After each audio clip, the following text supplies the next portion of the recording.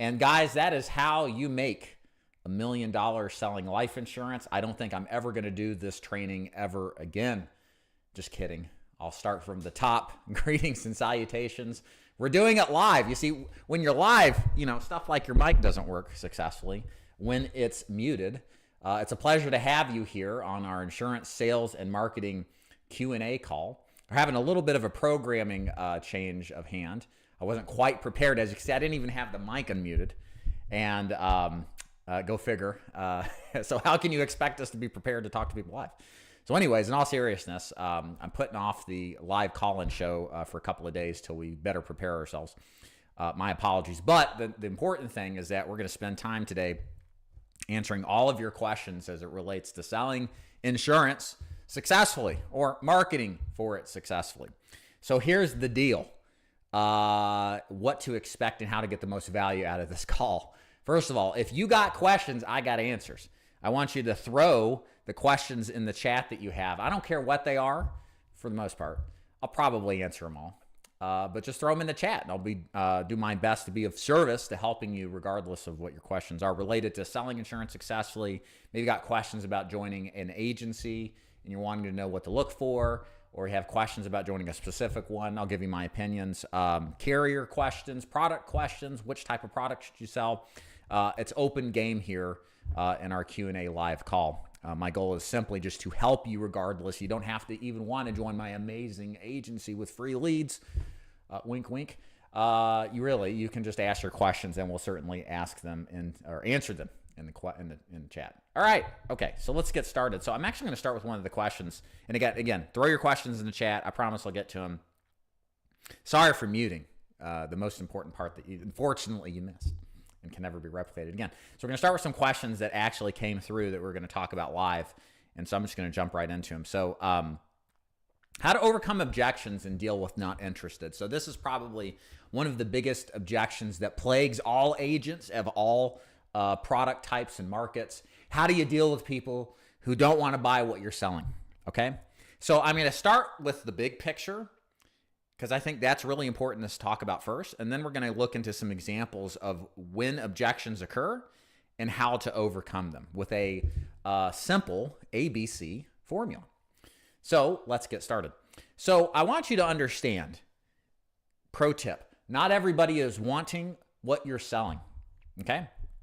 That is not an excuse not to rebut when somebody says, oh, I'm not interested, But the point is that not everybody in the scope of the world wants to buy, okay?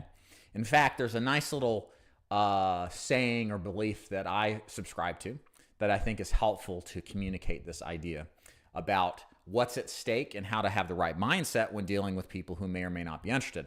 So it's the rule of thirds in sales. So do you know what those are? Let me tell you.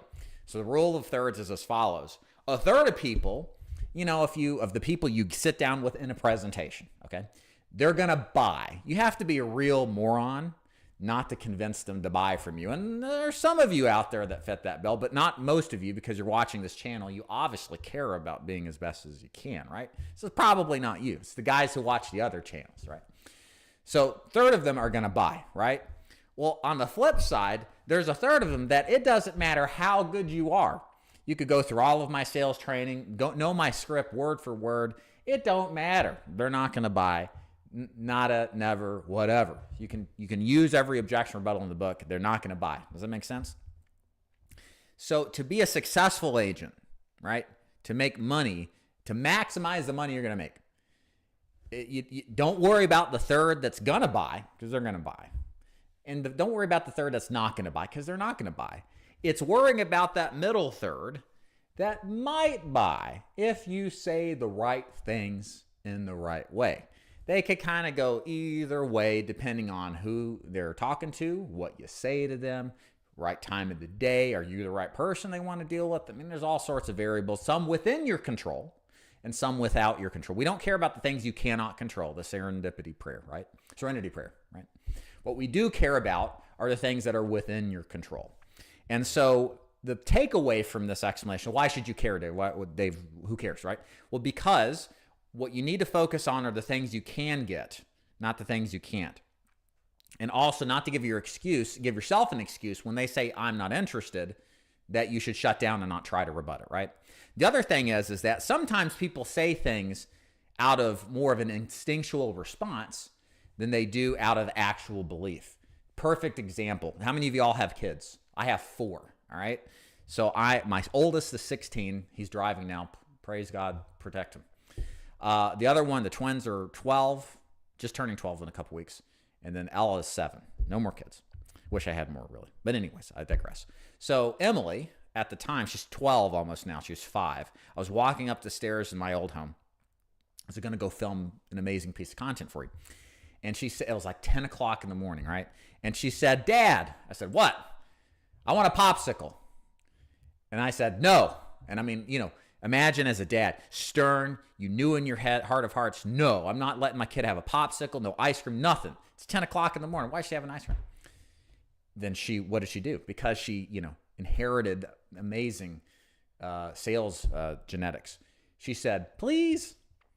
And then what did I do? Y'all know what I did. I said, okay. But I knew in that moment, I thought I did at least, that I was dead set against giving my 5-year-old a popsicle, right? And I had every excuse in my mind.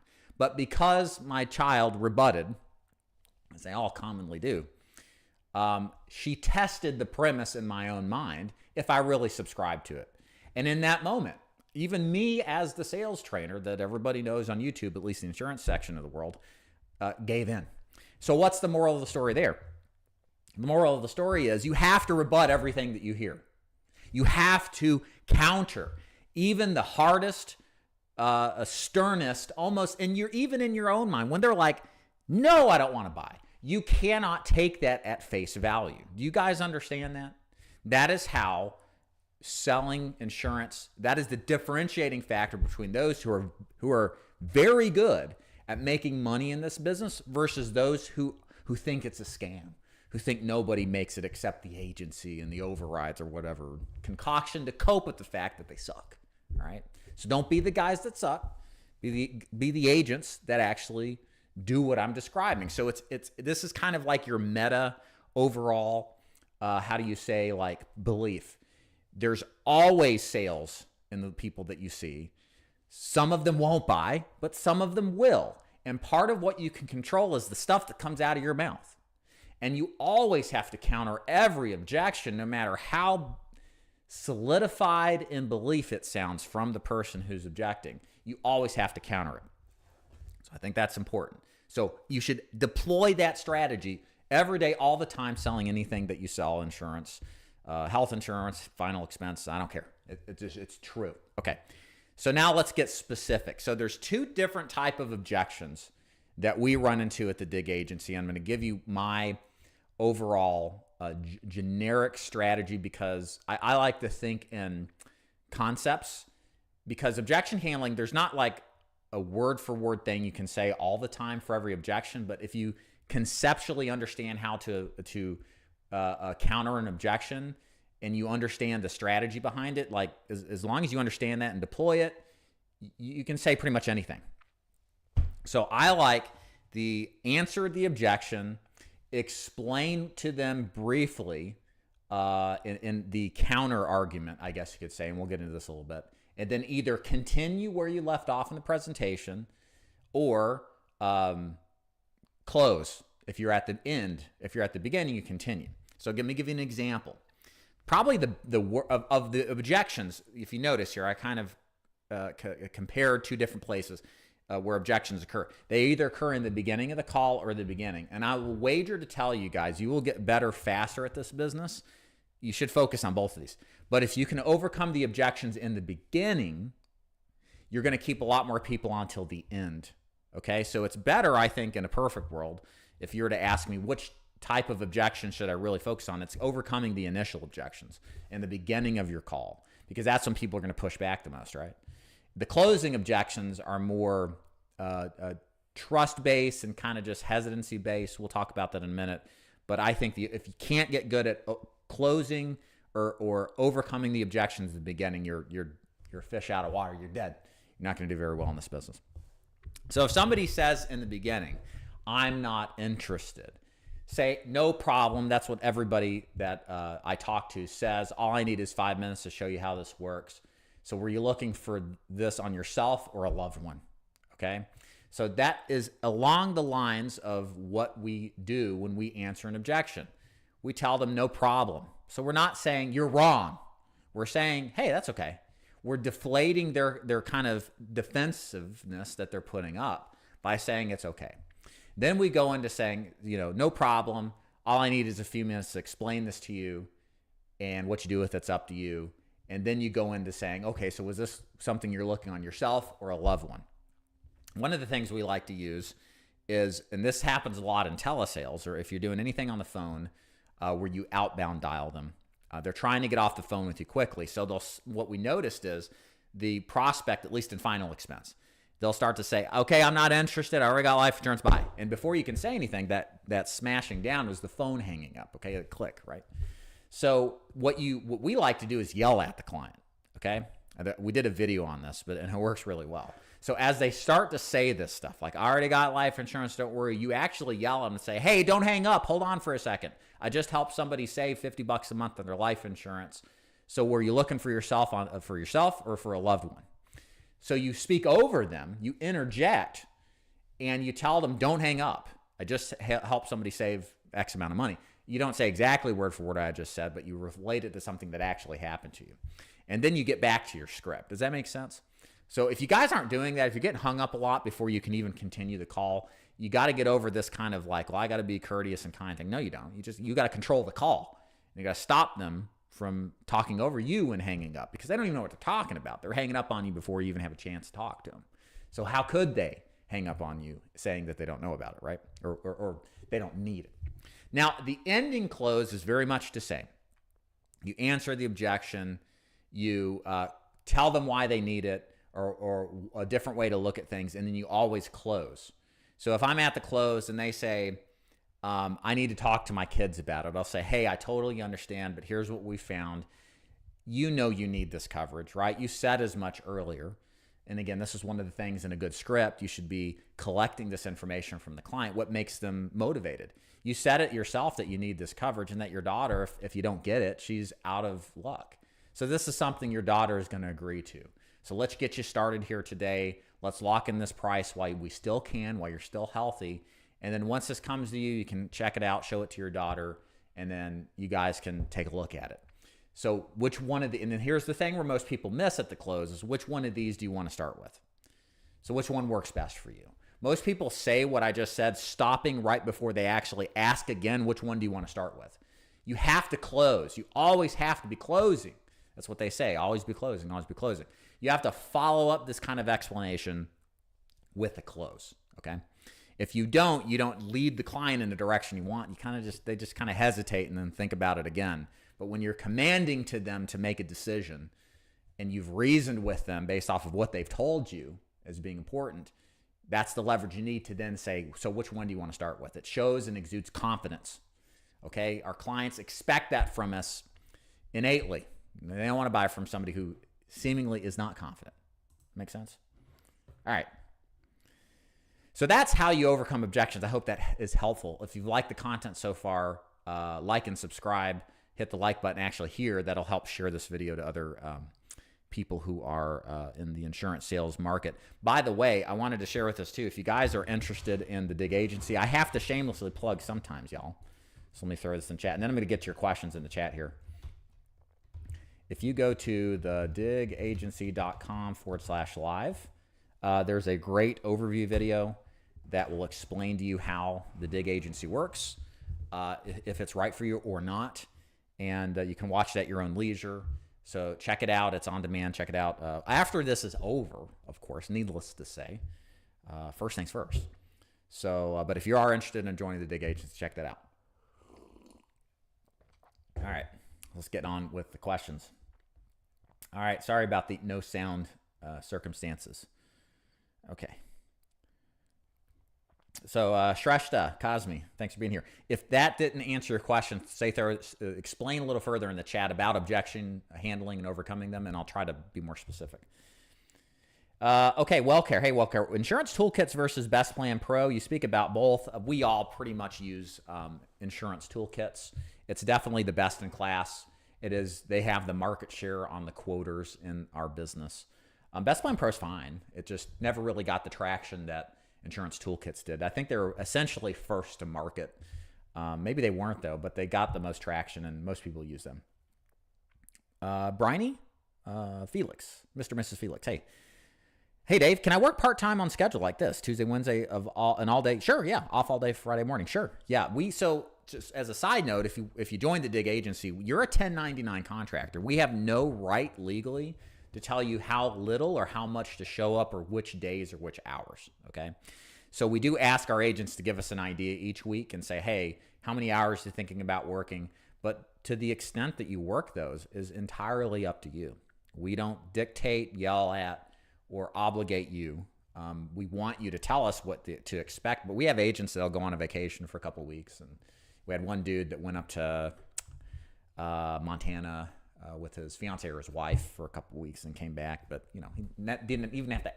You're 1099. You don't have to ask us to do that stuff. That's what's cool about this position with us is that you dictate how much or how little you want to work. So the answer is yes. Okay. Hey, D, yeah, we were going to do a live call-in with some actual people that were going to appear live and then kind of like a call-in show, like Dave Ramsey, right? But we're not quite ready for it yet. Okay. Gifts. Is it okay to send me gifts? Sure, send me gifts. I like money in $100 bill increments only, okay? WellCare World, gifts is okay to send them to clients. I mean, okay, so I'm a little dicey on the knowledge of gifts when it comes to buying a policy. Probably not. I don't think you can give people money or gifts to entice them to buy from you. Ask ChatGPT. I think you can send your clients things like Christmas gifts and stuff like that, but to get them to buy, if it's attached to a purchase, I believe it's wrong. I believe you cannot do it. Okay. Hey, Micro Savant, how you doing? Wouldn't you say Medicare sales is easier? I would. I mean, think about it. If I were to come to you and say, hey, I got this plan. You don't have to pay anything for it. It's going to have silver sneaker benefits to YMCA, $100 grocery card, maybe some pet benefits thrown in the mix. And you just have to sign here. And you'll be medically, you'll have some health insurance too. Pretty cool. With like a brand name company. Pretty cool, right? Yeah. It's a lot easier. It is really the ultimate order taker position. Not that that's an insult. It's the way it is. Some of that's changing. I think some of those grocery card stuff is going away. There's a lot of heat now on the Medicare side of things. But yeah, it is when they don't have to pay anything. I always thought that life insurance sales was the most difficult or the more difficult insurance sale because I have to take money from the client who has to die to see the benefit. So they never will. I mean, like if I pay in a life insurance plan for 20 years and I die, but I'm not there to I can't take the money with me,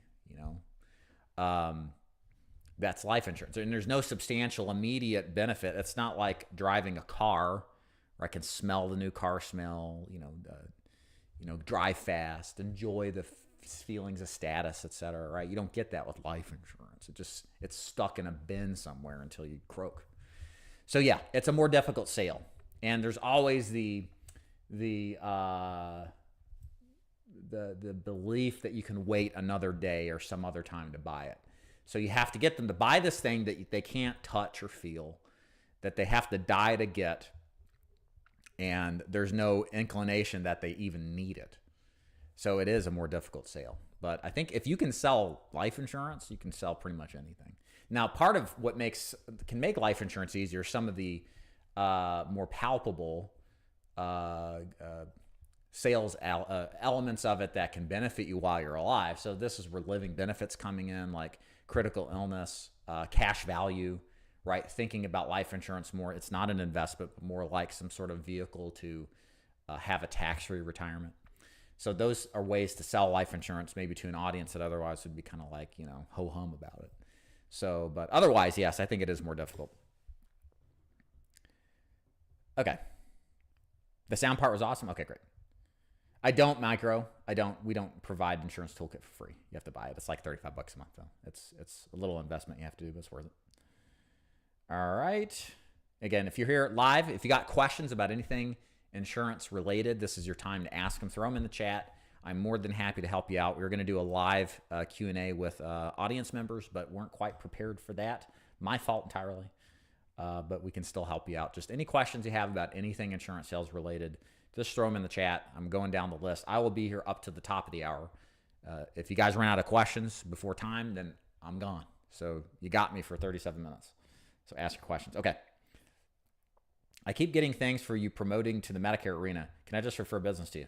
Yeah, it's funny. Those are all old videos. We don't do Medicare anymore. I don't recruit Medicare agents. If you have somebody who has, or if you're somebody out there that wants to do Medicare and not final expense, you can reach out to us and I'll refer you somewhere. But we don't do it, even though we have videos from back in the day. Okay. What do you think of some leaders getting out of the final expense due to high chargebacks? Yes. Excellent question, Giga. I think the perception of what you see in this business is entirely different than what the actual reality is. On the surface, you see like there's this competing recruiting organization. As soon as you get to the website, it's a bunch of young men showing off their very expensive and nice looking watches, very expensive and nice looking cars, living a lifestyle. They're probably in South Florida, right? It hits all the buttons. That's like the thing you see when you get there.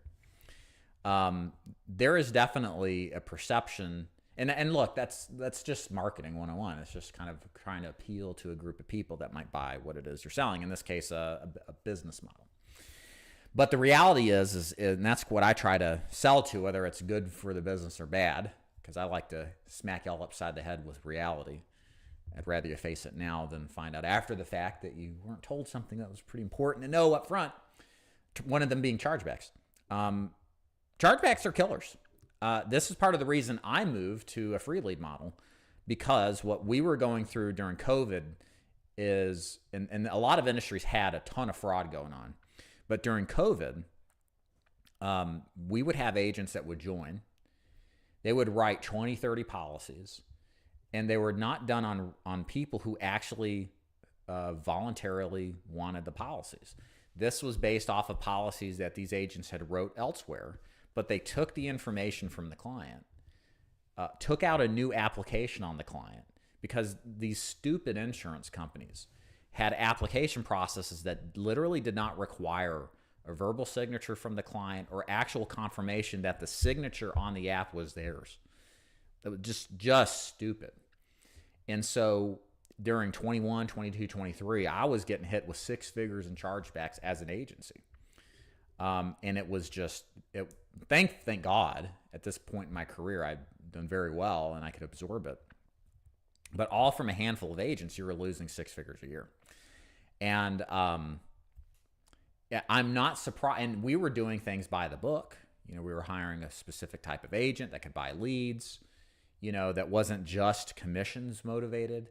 But what I got was barely scratching the surface from what these other leaders have gotten. I mean, I know one guy that got hit with a $250,000 chargeback with one company. One stupid company that had no clue how to manage its advanced balancing, had no clue how to even identify when somebody's screwing them, allowed one agent to dial up $250,000 in advance debt before walking, and as far as I know, hasn't faced any serious charges. The worst I've seen was a guy in Illinois, and he racked up $1 million with one company and then $500,000 with another. Now this guy, he got, thankfully, the feds got involved. They seized his bank account, froze his bank account, seized his assets, a couple of houses, a boat. So these companies and these agents that were basically co-signing all this stuff could get some sort of retribution. And then last I heard, he's like 10 to 20 years in jail. So, but it took $1.5 million of fraud to do it. How did the guy do it? Well, my understanding is the company, the guy was using the same bank account on multiple clients, and that's a red flag. The company wasn't even looking at this.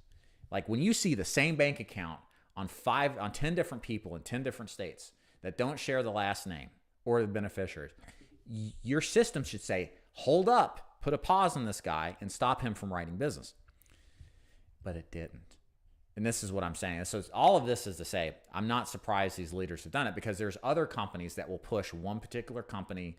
They just slam all of their clients into it. If they don't get approved, they then pivot to a GI. And these carriers end up in this position where they underwrite a bunch of really bad business that for whatever reason isn't caught. And then they rescind the policy within 24 months, meaning they cancel the policy. And now the upline gets stuck with the chargeback. And because usually the agents are out of business at that point because of how terrible the business practices were. And then they end up with these 6-figure chargeback scenarios on top of the fraud that's also rampant with these people too. So it's a scary business if you do it the wrong way, whether you recruit or certainly write business. But yeah, that's part of why I like free leads, because a lot of these fraudster agents, they just want top comp. They don't care about lead integrity. That's a whole nother issue with the TCPA lawsuits that are going on. And, they just think for themselves. And so, part of the wonderfulness about what we do is we've gotten away from those crappy people that are screwing well-meaning companies. But yeah, it's a real issue, unfortunately. Okay. Let's see here. Can I start with annuity? Because, yeah, you can talk to annuities. Yeah, talk to Jess. She's cool. Yeah, the final expense life insurance send after they buy. You can send a thank you card. I know you probably could send a gift. I don't know for sure. Don't quote me on that. But I never did. Now, I know some people who live and die by thank you cards. I never did as a producing agent. I did in like my first month, and then I'm like, this is too much work. I just want to sell and like scale it. And final expense especially is a transactional type of profession. It's not something where you'll go back to the well a multitude of times to sell. It's something where you really are going to sell one, maybe twice. You might be able to sell a Medicare plan, but that gets a little too complicated as a newer agent. So I just focus on getting the deal done, making it affordable, make sure the client's on board, then moving to the next one. We do, however, in my agency, we do send out essentially a letter in the mail that says, hey, congratulations on signing up. This is your agent. This is how much coverage you have. If you have any questions, call customer service. So we do some of that stuff on an automated basis now, which does help. Back in the day when I did it, it was all by hand, and it's just time consuming. Doesn't mean it's not a good idea. It's just for me, it wasn't. All right. Average commission for new agent, probably $250 to $300 per sale is roughly what I would expect. Some are more than others. Some are less, but that's about average. Hey, D, cool. I'd love to do that live call stuff eventually. Yeah, for sure. I'm trying to get into Slack and have the Zoom verification link, but cannot find it. Cool. All right. Microsoft, because Anthony Boba is under you. How the heck do we decide which to do? Yeah, totally your call. I would just kind of look at both and make a decision as to what works better for you. Top 10 viral. Hey, is it possible to do both life and health? Like, for instance, in the mornings, you sell life, and in the afternoon, you sell health. Does it involve two separate onboardings? Yeah. I mean, we don't recruit agents to sell health. So that's the first thing. All we do is final expense telesales, guys, like across the board. There is Jess Fox who does annuity work, but that's kind of separate from the dig agency, kind of from a recruiting standpoint. So that's kind of something separate. But regardless, I wouldn't recommend what you're asking for. So in short, what Top 10 Viral is asking is, can I do two things at once, but split up? The problem with that is that and I'm assuming you're new, you may not be, but the problem, guys, the pros in this business make this look easy. It's not. Anybody who suggests anything about this business is easy is a liar. It's challenging. It's hard. It's emotionally jarring. And on top of that, it takes a lot of time to get good. It's deceptively difficult. And so when you get into this business, no matter what you sell, my highest recommendation, besides not joining an MLM insurance agency, is to pick one product and become the master of it. Like, don't even think about, even if you want to, don't even think about selling anything other than that one product for at least a year. Case in point, I started in the business of final expense. I thought I could pick up Medicare about 6 months in. It was a total disaster. I just didn't perform well. I couldn't juggle the two products. And I think I'm pretty good at the business. And I just set it aside and forgot about it. And I've seen this happen again and again. Another example, we used to recruit, like I said earlier, Medicare or agents into selling Medicare with us. And the way we recruited it was you start with final expense, then you pick up Medicare, and then you've got both sales, because final expense, most of your clients are on Medicare. Well, the problem with that is that agents who would do it too early would not make as much money with final expense because their attention's deviated. And then on top of that, the problem with Medicare is the cash flow is too low. And so you couldn't make up the cash flow from even an increase in Medicare sales. So agents are in these financial situations that were not good. And that would cause them to make bad decisions. Because when you're under financial duress, most people don't stick with the program, even though it's the best thing you can do.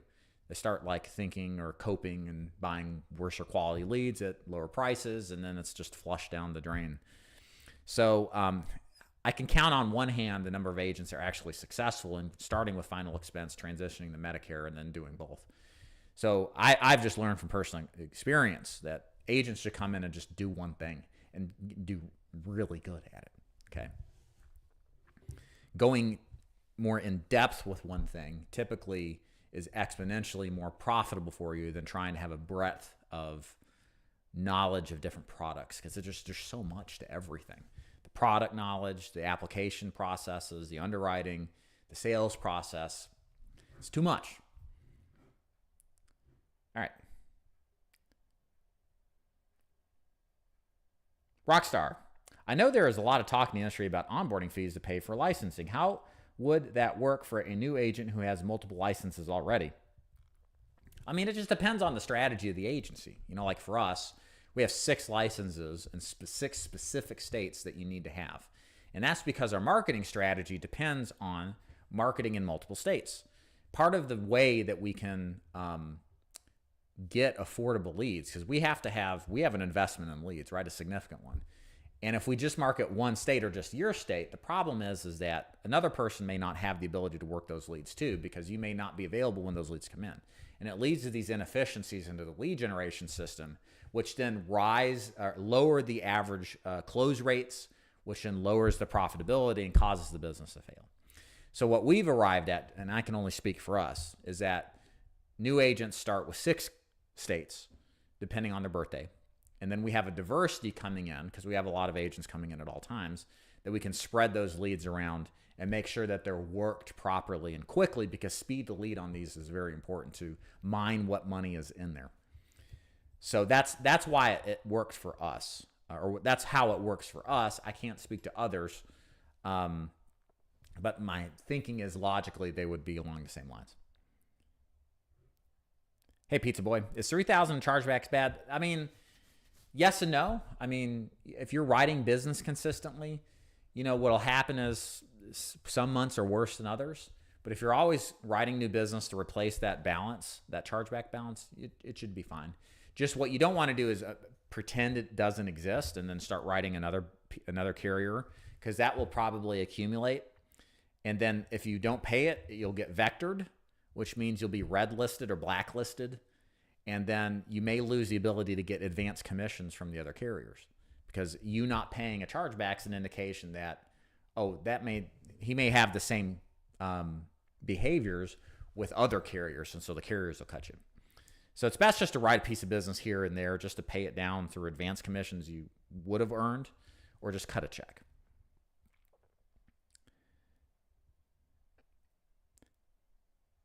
All right. What's the average return for FX? So for us, if you're in a free lead program, For us, your average sale is 250 to 300. Good agents will close 2 to 3 a day, just to give you an example. Now, if you're buying your own leads, you at least need to get $1 for every dollar of investment in your business. You need $3 in revenue. So if you're putting 50 grand down for the year, or about 4,000 a month, then you probably need to see about 12,000 in return. So you would net 12 minus 4 is 8, approximately, give or take. It's going to depend on a lot of other variables, but that's kind of from a bare minimum what we want to see. That's right, Rockstar. That's how we work. And you can watch the video. I'll do it again here. If you guys are interested more about the Dig Agency, thedigagency.com/live. Click that, and then you can watch an overview video of how the business works with us. Okay. Do you recommend leads or find your own prospects? So in our agency, we provide the leads for free. So we don't do like others where you have to buy the leads and spend thousands a month, or you got to sell your friends and family and do that whole shtick. Most people don't want to do that. Our strategy is, hey, all we need you to do is learn how to sell, be coachable, don't be a narcissist either, and work our lead system. We'll give you the leads. We generate them all. They're high quality. They're very good. We've been working on our craft for a number of years now in the lead generation space. And we're not buying data or overseas live transfer crap. Like, this is stuff we make, all right? And you just sell. So you offload all the stuff that stresses and makes most agents go broke, which is buying leads, and then worrying about all that stuff, and just let us handle it. Your commission's a little lower, but my argument is, if you're new to the business, it's a great way to learn without a huge financial risk that you're going to take if you have to buy leads. And most agents, I think, would be better off at least starting that way. Some are fine permanently that way. But a good way to start in the business is letting somebody else carry the cost for all this stuff. Thanks, Walker. Yeah, so Prosperity's out of the business, Microsavant. They exited about a year, maybe 2 years ago. They just got out. I don't know why, but they did. Okay. Yeah, Danny, hey, what do you mean by MLM? So, attention everybody who's brand new to the insurance space. If you're licensed, newly licensed, or you're thinking about getting licensed, what I'm about to say may shock you, but it's the truth, and it's this. The life insurance business, and I'm talking about life insurance, the life insurance business is predominantly run by people with a multi-level marketing mindset, or MLM for short. So what is multi-level marketing? Well, that's where the focus is not on the product they're selling, but the focus is on recruiting. And what the emphasis ends up being is to build a giant pyramid. It's not necessarily a pyramid scheme. It may seem like a scam. But the idea is to recruit people, to recruit people, to recruit people. And then somebody somewhere along the way is going to sell either their friends and family. But having this, and why do they do this? Because there's this huge downline of people. And there's all these layers of protection against things we were talking about earlier, chargebacks. And so the top of the pyramid, they make a certain amount of commissions, but they have very little exposure to all the chargebacks that happen along the way, because you're going to have chargebacks, even good agents have them. But all of the people in the middle absorb them all, but they never roll to the top, okay? And so the advantages to the top of the game is there's a great way to make a lot of money without a lot of downside exposure.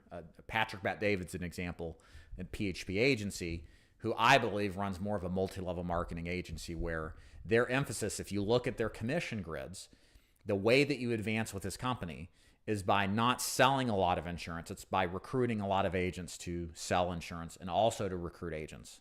Okay, does that make sense? My advice, if you're new, is to not join an agency whose focus is on recruiting. It's to instead join an agency whose focus is to teach you to sell. And I tell this to my 16-year-old son all the time. I'm like, and he rolls his eyes, thinks I'm stupid, right? I'm dad, right? I'm like, Dave, you got to get skills, because when you have skills to pay, you can pay the bills.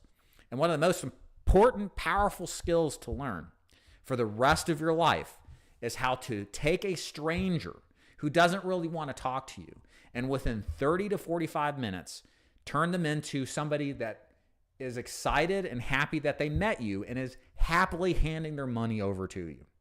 That's called sales. And if you can do this skill, whether you stick with final expense or any other insurance product, if you can take money from people and they're happy to give it, and you can do that over and over and over again, you will never go hungry. Your family will always be well taken care of as long as you work, put in the time. But guys, that's the skill you want to learn. Okay, that's what I focus on teaching at the Dig Agency. How to sell, in this case, final expense from home successfully. Not to recruit people. Recruiting comes after you know what you're talking about. You know how to sell successfully. You have a track record of success and failure. You can speak to an agent and mentor them because of your own personal experience. It's like, if I'm going to learn medicine or surgery, I want to learn from the doctor who's done it, that's actually performed the surgery a bunch of times. I'm going to learn a lot more than somebody who, recruited doctors to do it but never did it themselves. Does that make sense? So that's the most important thing to learn. And that's why if you go through my content and I talk about insurance, MLMs, et cetera, I'm dead set against the vast majority of agents joining that, because you miss out on one of the most opportune skills to learn, which is selling, taking people's money in exchange for value, not fraud, but in exchange by giving value, because that skill set will make you money now in a good agency. But man, maybe this isn't for you short term, long term. You go to something else, but those same skills will come in handy later. And it's all about, to an extent, skill stacking to the extent that you want to advance your career. And sales is one of those things that it's non-negotiable. You have to learn it, in my opinion. And you have to learn it if you want to be successful in this business. Are there any residuals in a free lead program? Not with us. That's something you give up to join. To be truthful, final expense isn't a residual business. Medicare is. So if you want more residuals, do Medicare. One of the things we do offer, though, agents who join the Dig Agency is that once they're established, 6 or 12 months in the free lead program, if they want to move to buying their own leads, they can at a higher commission level and then get some kind of residual. Is there any advantage in your free lead system to take less upfront to soften the chargebacks? The biggest advantage is you're not paying $4 or $5 grand a month just in leads, not to mention all the equipment costs that it takes to run a successful telesales business. So there's a tremendous risk reduction out of just not spending on, and there's no guarantee you're going to make money on leads because there are a lot of scam leads that are out there. So that's really where the risk reduction is. There's still chargebacks. You still have to pay for them if you write bad business out of future advances. But the nice thing is like, you don't run the risk like we talked about earlier. These agents have 3, 5, 10,000. Well, the chargebacks usually aren't that big, but really it's the risk of like, okay, I did this for 4 months and I spent $20,000 and I haven't made any money. I've lost money. That happens more than you think in this business. That's something you don't have to deal with being part of the Dig Agency. All right, last call for questions. Guys, if you have questions about anything, I'm happy to sit here and pitch to you the Dig Agency all day long. I know that's not necessarily what you want to hear, but I will if you ask. But if you have questions about anything like carrier-related, product-related, sales-related, please ask in the chat below. I'm more than happy to help you out, okay? Wellco World, do you notice a trend in your top producers in times of day and days of week that are most productive? Absolutely. They want to work probably 9 or 10 to 4 every day is what I would say. The top producers they can work whenever they want and pull money out of the system, no problem. What we found is, and again, we work a 1099 system, so to the extent that you work is up to you. But our top producers are working, they're putting 25, 30 hours on the phone a week. And they're making a sale every 2 to 3 hours. It's about what to expect. Some closer to 2, some closer to 3. Sometimes they'll work longer. We actually have bonus programs that pay a significant amount of money if they put in 40 plus hours and then have hit a certain success ratio. So there's the opportunity to make money on bonuses. But most of them are working during the day, maybe a couple of times at night. But very few of the top producers are working on weekends, like weekend nights, and then definitely not the weekends. But here is why this is actually an advantage to the new agents. I say this all the time, and very few take it up, and I wish they would because I want you guys to make money. The best thing you guys can do is work when others don't. If you can be on the dialer in our system taking calls Thursdays and Friday nights, you're going to have less other agents who are also taking calls, which means you'll have the pick of the litter of leads that are available. And that's even better on Saturdays and even Sundays. So I used to do this as an agent. I would go out certainly several nights a week, get home at 10 or 11 o'clock every night. This was face-to-face. We weren't doing telesales back in the day. And then I worked Saturdays for like 4 or 5 years. And I was never home on Saturdays. Missed a lot. It was a big trade-off. But for me, it was like my strategy in thinking about this business, and I would ask you to think about this yourself and determine if it's right. I always looked at myself as an average agent. I mean, I think I'm a good agent, but I didn't want to overinflate what was possible with me. So I said, if I'm average, what can I do to make up for the fact that I'm average? Well, I'm going to have to work more.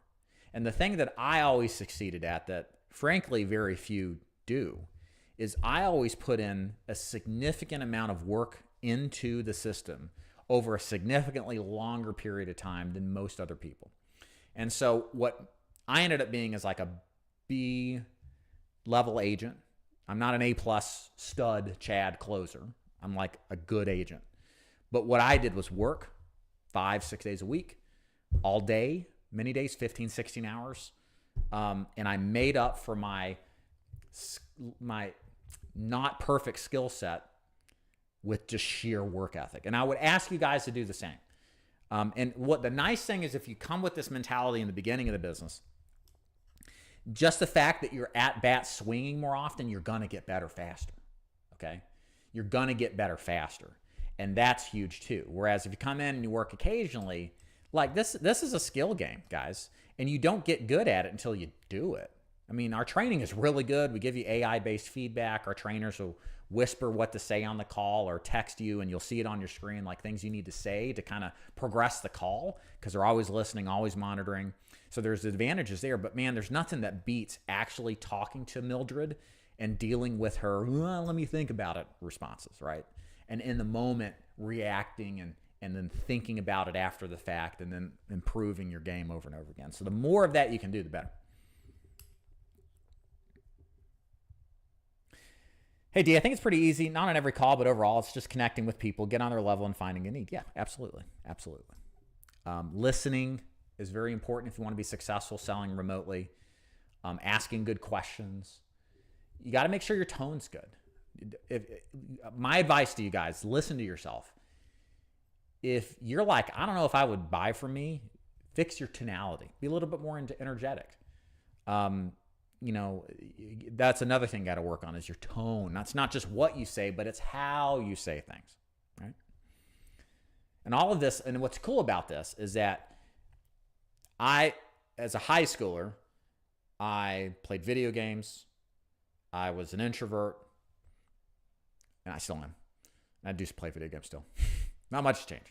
But I didn't sell anything. I wasn't raised in a family. My mom was a single mom. My dad left us when we were young, and my mom's a nurse.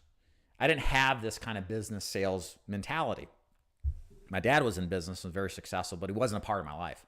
I had to cultivate this type of thinking and type of mentality through experience and being willing to learn and make mistakes and improve. And the reason I'm saying this to you is that if you're listening and thinking like this, like, oh, it's a lot to learn, I'm worried about how I sound, you can alter all this stuff. That's what's great about it. Like this is a totally learnable skill. Sales is completely learnable. If you will accept the lessons, apply them, be humble, have humility. Don't be like some of these agents who get all upset when you tell them they're doing something wrong. Be an agent that understands that I need to be constructively criticized so I can get better, because that's the pathway to improvement. It's not pretending there's no problem. It's acknowledging there is and then doing something about it. And the quicker you do that, the better. Danny, you keep asking me about this, don't you? I think you've asked me about this, and I'm just teasing. You mentioned a game changer about a month ago or so with respect to lead generation. Did it work out? If so, has it made a difference? Yes, it worked out. Yes, we did it. I'm not going to say anything specific about it because I don't want to let the cat out of the bag. The last thing I need is, the competing organizations here on YouTube that listen to every call that I do. I know you guys do. Try to hit me up for ideas because I'm so giving. I like to give away a lot of stuff. I like to tell and help, and that's never reciprocated. Not you guys, but the other guys, the channels. They all watch this stuff. So I can't say exactly what it is, but I can tell you as agents in the agency that are working these leads, they know. They like them, and they're excited. So yes, we got something going on. That's not hype. Well, it is hype, but it's not fluff. Okay. Hey, Terry. Okay, so we have a collection of carriers that we use, and this is just for final expense because that's all we do at the final expense DIG agency, right? We have American Amicable. That's where we try to write all of our business, if at all possible. And then when it doesn't work, we have Mutual of Omaha, Trinity Family Benefit, and then Sika, predominantly a Citizens Life, for guaranteed issue and some squirrely level business you can't get elsewhere. We've since picked up a couple of carriers. If you have any of those carriers stuck and you're like, well, I can't join DIG, no problem. We also have Aetna CVS. Who else do we have? AIG is coming on board. We're going to pick up their GI again. And then SBLI. We're working very hard on getting Baltimore Life, but those people over there need to start moving a little bit faster than, a snail. All right. Hey, Gabby, will you fire an agent who modifies your script slightly, a word here or there, to match the agent's personality? No, of course not. Of course not. The script is it's like a track with obstacles. Like if you're running a track, and you want to stay on track, right? You want to run the path in the general direction of where the finish line is. But you're going to have stuff thrown in your way. And sometimes you can't coach a person to jump, a certain angle. You just kind of have to react in the moment. And that's how sales is. You absolutely need to know the script and follow the script. But you have to also know how to read and react in the moment. So it's a little bit of both. And but what we don't like is when somebody just completely dislodges the script and then they make up some crap they saw on some other YouTube channel and it sounded good, and then I put this together, and then it's like this Frankenstein script, and and then they wonder why they're broke. They're not making any money. So don't be that guy or gal. Follow the script, and then you got to come off the script a little bit and talk. That's cool. We're cool with that. Just don't make up a script, because we know the business. This isn't arrogance. This is just true. We've done this business a long time. We know what works. We know what doesn't. We're always looking to improve. And all we want you to do, the only way we make money in this business, some serious money, is when you make sales. So that means if you follow the script, because the script is the venue for us to accomplish said goal of profiting, why wouldn't we want you to do it, right? Because if you make money, I make money. Everybody's happy. Right? Again, last call for questions, and we'll wrap it up here. Shrestha, one quick question. If you have 10 bad calls in a sequence, how can I motivate? Yeah, so just think. Every agent experiences that. There's agents who have 10 days of bad calls, and they're not doing anything wrong. And that's really the nature of the sales business. It's not a physically demanding business at all. You're just sitting on your ass at home. That's pretty cool. But it's demanding up here. It's a psychological warfare. It's a roller coaster. You get high when you close the big deals. It's exciting, the money. But man, is it depressing when you've been in 15, 16 homes and nobody's buying. There's 15, days of presentations, nobody's buying. But it happens to everybody. And the difference between the person who makes it in this business and then who doesn't is the one who just didn't quit. They didn't quit. They didn't let this stuff bother them because they know that it happens to everybody. And the only way that you separate yourself from the pack is getting back up, getting back on this horse and riding it right into the sunset. Okay? And eventually, you get through the humps, the bumps, the cold spells that every agent has, and you get back to normal. But you should, last thing to say on this, you should appreciate when you have 10 calls that don't go anywhere, because those are agent killers. You want agent killers. You want people who suck, who don't buy, who waste your time, because they will waste other people's time. Everybody gets agent killers. The difference is there are agents who let them get demolished by these prospects, and that those people take and thin the herd. They thin the herd of your competition so that everybody and their mother's not in this business calling on the same people over and over again to an exponential amount as it is today, which would diminish the amount of profitability that's in it. You have to have agent killers.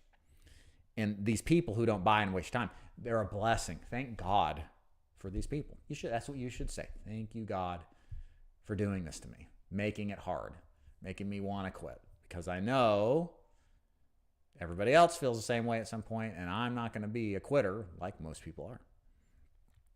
Amen. Edwin, I don't know off the top of my head. The video I think we shared has it, but it's the major ones. I know Texas and Florida for sure, and then some southeastern states and midwestern states. I don't think we have California anymore. They're just terribly slow getting anything done. Go figure, in California. But yeah. Okay, so last call here, guys. Of course, by now you obviously want to join the Dig Agency because it's everything you can imagine and more. What can I say? It's my company. I'm not biased at all, of course. You can go to thedigagency.com/live, click that link and opt in, and then watch the video that will overview everything about how the Dig Agency works. We talk about the opportunity to just do final expense telesales with us, who's a good fit, who isn't. All of the details that you probably are wondering about are covered really well in that video. And then you can figure out if it's a good fit for you. If it's not, no problem. But that's the best way, I think, the quickest way to figure out how things work with us. Please like this video if you haven't already. I really appreciate that you do that. I need more subscribers, followers, watchers, viewers, all of that stuff. More agents need to know about what it is that we do. It's not enough yet. But thank you guys for watching, and we'll see you next time. We'll do a live call-in show here. I'm glad you enjoyed today's call. And thanks again, guys. Peace.